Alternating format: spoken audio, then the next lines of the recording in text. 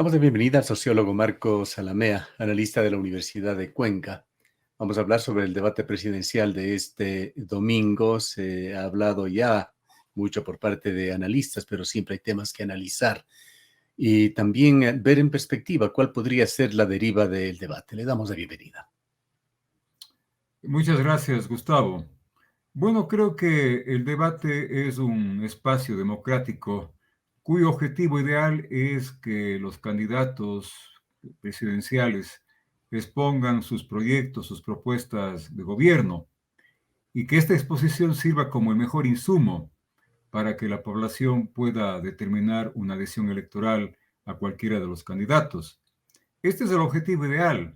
Sin embargo, en la práctica esto se cumple mínimamente porque en el caso del Ecuador tenemos una cultura política que más que basada en un voto de opinión o un voto reflexivo, un voto consciente, se basa básicamente en un voto emocional.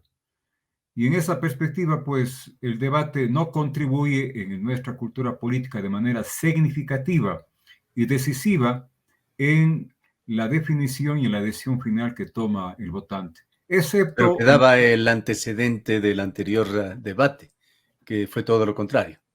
El anterior debate fue inusual en relación a la historia de los debates dentro de los procesos políticos del Ecuador. Y fue, digo, una cosa inusual porque creo que el asesinato lamentable de Fernando Villavicencio no solamente que movió el tablero electoral, sino que exacerbó el interés por escuchar a los candidatos, ¿no? Frente a esa ausencia muy sentida, la gente pues quería escuchar al resto de candidatos y por eso es que aumentó la audiencia y sobre todo por el hecho de que la gente estaba cansada de una confrontación política, una bronca político-partidista muy afianzada en los últimos años, sobre todo sustentada en la dicotomía, en la polarización correísmo-anticorreísmo, terminó favoreciendo al que trató de escabullirse dentro de esa polarización, que fue precisamente el candidato Noboa. Y ahora teníamos un debate también con cierto interés, justamente porque Noboa había sido quizás el candidato que inesperadamente entró a la segunda vuelta, y por esta misma polarización la gente esperaba escuchar, en su gran mayoría, no digo que no haya un sector de público electoral al que no le interesa mayormente el debate, pero entre los ya definidos y también entre aquellos que tienen un voto blando o que se encontraban indecisos, creo que el debate podía haber contribuido pues para afianzar, afirmar o de pronto para cambiar su opinión política respecto al apoyo electoral. Pero en todo caso, hablando en cuanto a interés del público en general, en esa amplia población, y refiriéndonos sobre todo a los votantes, un poco se ha vuelto ya a la inercia usual, no tuvo el grado de interés del primer debate. Bueno, yo diría que, Gustavo, el interés podría haber sido parecido. Además de que el formato, al no ser ya con 8 candidatos, asomaba, digamos, como un formato que posibilitaba una presencia y un desarrollo discursivo mucho más activo, mucho más argumentado que en el primer caso. Y Claro, ya claro, no tan superficial. cuando la gente iba a decir, eh, ya no tienen que escuchar a 8, 9, 10, en algún momento en el Ecuador a 17 candidatos, sino solamente a 2, y hay un gran nivel de decisión, eso más bien renueva un poco el interés por el debate, ¿no? Vayamos a la forma en que actuaron los dos candidatos. ¿Qué es lo más relevante, lo más digno de comentar? Bueno, antes de eso, Gustavo, yo creo que hay que resaltar, pues, de que es un debate cuyo formato mejoró porque, por ejemplo, los candidatos ya no tuvieron solamente 1 minuto, sino 2 minutos para exponer la respuesta a las preguntas que hacía la moderadora.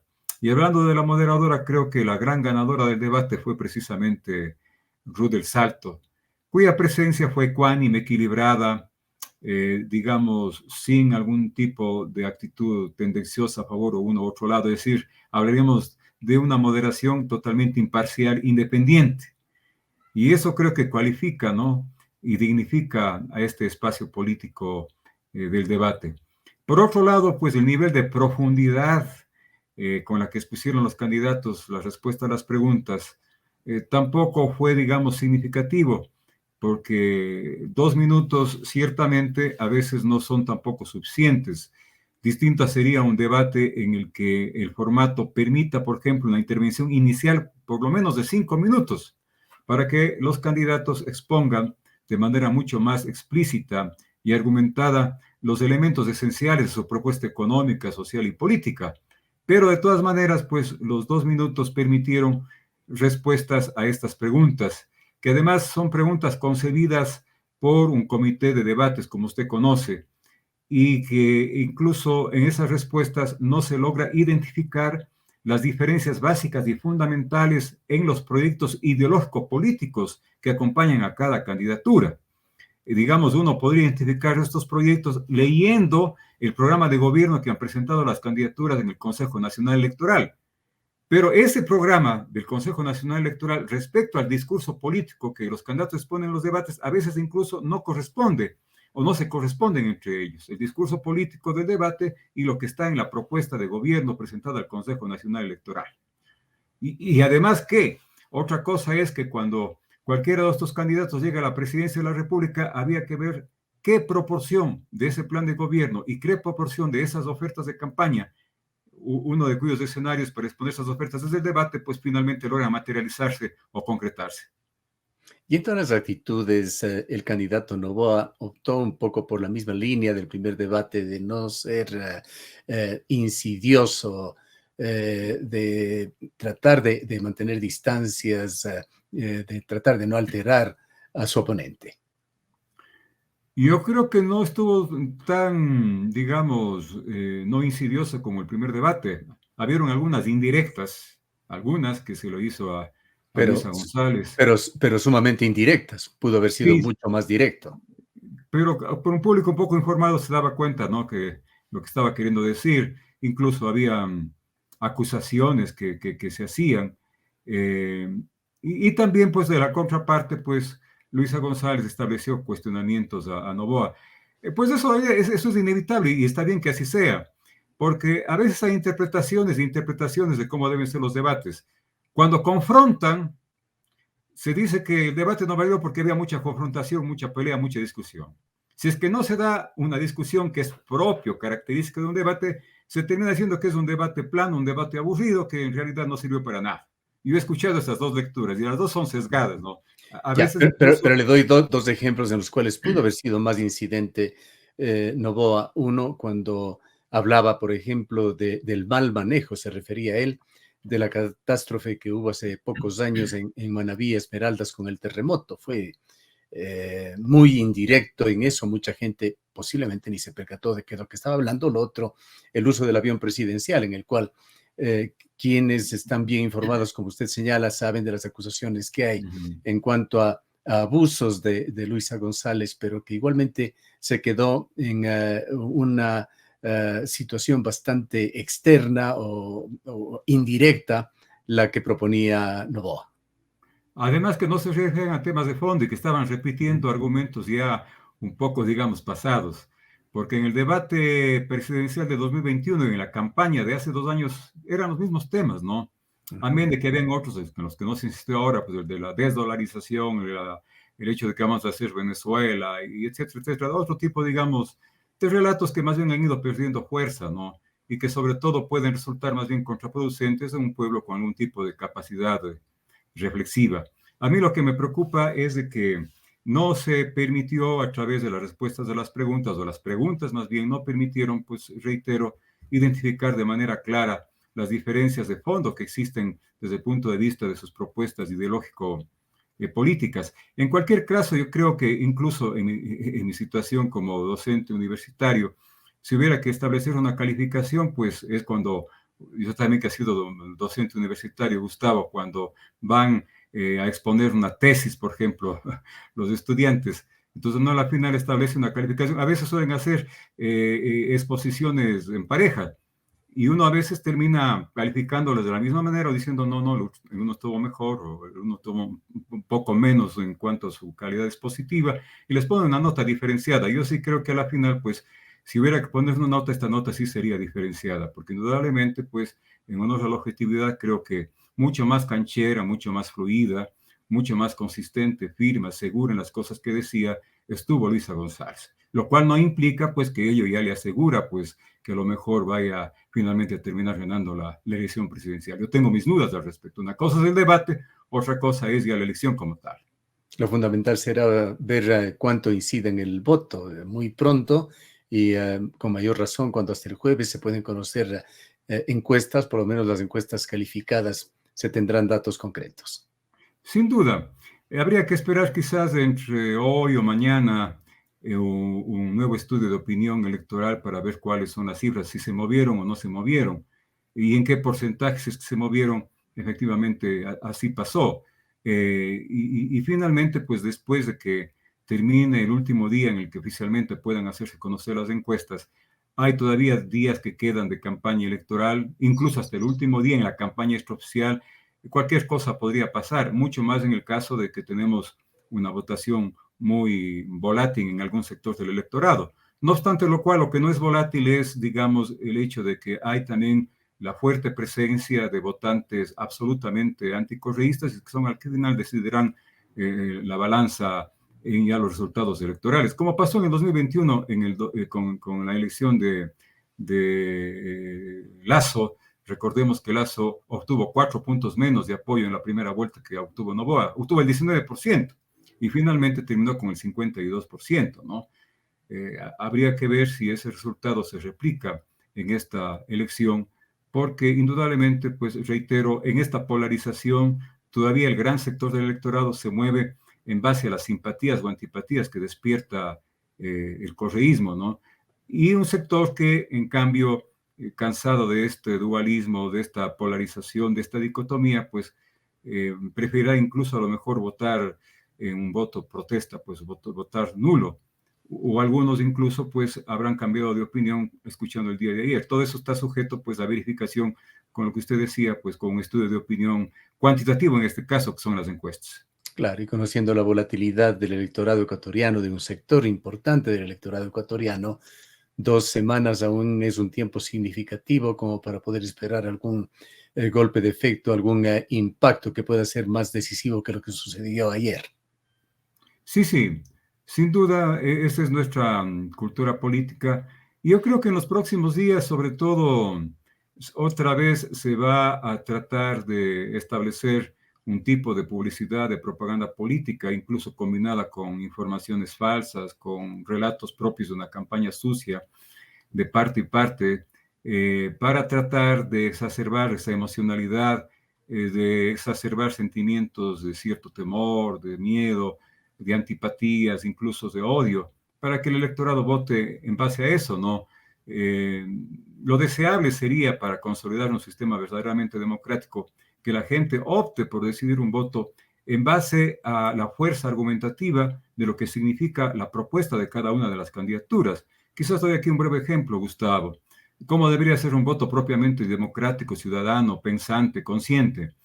Si es que un candidato plantea, por ejemplo, como propuesta el libre mercado, que el Estado no regule para nada la economía.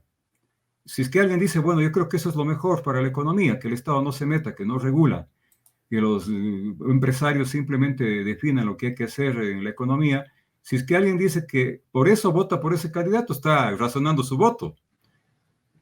El contrario puede decir, ¿no es cierto?, otro votante, no, yo creo que para evitar abusos en el mercado es necesario que el Estado regule mínimamente el mercado.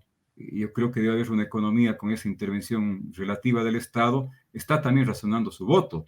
Si en el primer caso, por ejemplo, dicen, yo creo que, por ejemplo, las empresas públicas no deberían existir o para que funcionen mejor deben ser vendidas al sector empresarial privado, porque, reitero, van a funcionar mejor desde ese punto de vista. En el otro caso dirán, no, yo creo que más bien deben mejorarse esas empresas públicas, deben fortalecerse y no deben privatizarse. Entonces aquí, solamente en relación a estos dos asuntos propios de la economía, hay dos visiones diferentes.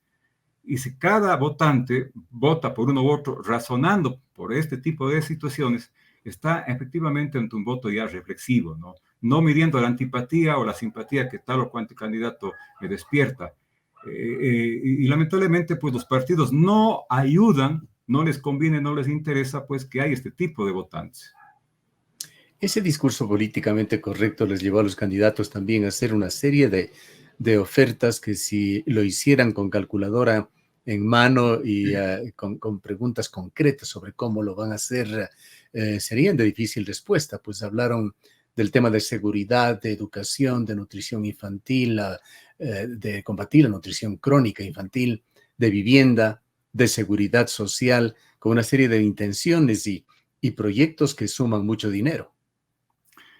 Ciertamente, una de las características de las últimas campañas electorales ya de cara a la segunda vuelta es las ofertas electorales, muchas de ellas demagógicas, yo diría incluso el sobrefortismo electoral que ilusiona a buena parte del electorado. Solamente basta con recordar lo que pasó con Guillermo Lasso, Gustavo. Él a donde iba ofrecía lo que la gente le pedía. Entonces, esa fue también una de las razones por las que ganó una fuerte adhesión electoral y finalmente catapultó su candidatura hacia el triunfo en la segunda vuelta. Creo que ahora no estamos ante una excepción respecto a esa conducta electoral. Y claro, el tema de fondo es siempre pedir que los candidatos expongan cómo van a hacer, cuándo van a hacer y sobre todo, lo más importante, con qué recursos van a financiar esas propuestas que lo hacen. Y creo que habría que confiar en aquel candidato o candidata que efectivamente es mucho menos grandilocuente o exagerado en las ofertas, porque se le vería más realista, aunque claro, eso lo puede significar también perder votos, ¿no? Entonces, tenemos este tipo de comportamiento político electoral de nuestros actores políticos, de nuestros candidatos, y lamentablemente un público electoral, pues, que es muy funcional a este tipo de comportamiento político de nuestros candidatos. Así como lo que se dijo merece análisis, también lo que no se dijo. Esa casi omisión del nombre de Correa, que fue mencionado solamente 3 veces en el debate, y la omisión total en cuanto a los candidatos vicepresidenciales. Bueno, en el caso de esto último, porque los deslices que han tenido los candidatos a la vicepresidencia de la República, ¿no? Que claro, en un caso han sido bastante magnificados, sobre todo por los grandes medios de comunicación que no han ocultado, digamos, su apoyo electoral a Noboa por una confluencia de intereses que eso es evidente. Y en el otro caso, que más bien uno ha logrado saber el punto de vista de la otra candidata vicepresidencial, fundamentalmente por los medios digitales, por las redes sociales, ¿no? De todas maneras, pues estas circunstancias les han vuelto un poco disfuncionales en términos electorales y no han hecho presencia protagónica en los últimos tiempos. No obstante lo cual, hay que aclarar pues que a diferencia de Noboa, que entró al debate con su mamá, con su esposa, Luisa González sí estuvo acompañada del candidato vicepresidencial Andrés Arauz, según daban cuenta los medios de comunicación. Entonces, esta era la última parte. Y la otra parte, Gustavo, me hace acuerdo de su pregunta. Eh, Le hablaba del tema de de Rafael Correa, las Ah, menciones ya, al cómo no. Sí, expresidente. sí, sí, sí. Sí, lo cual es explicable, porque claro, entiendo que es un tema de estrategia política. Eh, Hay una presencia, digamos, demasiado, eh, eh, Omnipresente. claro, demasiado, digamos, grande del líder de la Revolución Ciudadana, ¿no? Que estuvo bien para consolidar en primera vuelta, pues, el voto cautivo, el voto correísta, pero que en cambio, considerando esa característica confrontativa que tiene el expresidente Correa, más bien le resulta totalmente negativo si es que efectivamente Luisa González quiere sumar adhesiones electorales. Por eso mismo creo que, por un tema de táctica política, el día de ayer González reafirmó que ella va a ser la presidenta, ¿no? Cuando hicieron alusión por alguna pregunta, pues, al tema del expresidente Rafael Correa. Tiene que demostrar que ella puede tener un cierto nivel de autonomía y de liderazgo propio para convencer a aquel electorado que, no siendo correísta, pues podría eventualmente votar porque le vería como una mejor candidata frente a Noboa. Entonces, es un tema de táctica en el marco de una estrategia política que está siendo manejada en esta segunda vuelta para más bien hacer que tenga mucho protagonismo pues la candidata, en este caso, Luisa González. Le agradecemos mucho por habernos acompañado. Gracias también, Gustavo, a usted, siempre a la orden, pues. Declaraciones del sociólogo Marco Salamea, analista de la Universidad de Cuenca.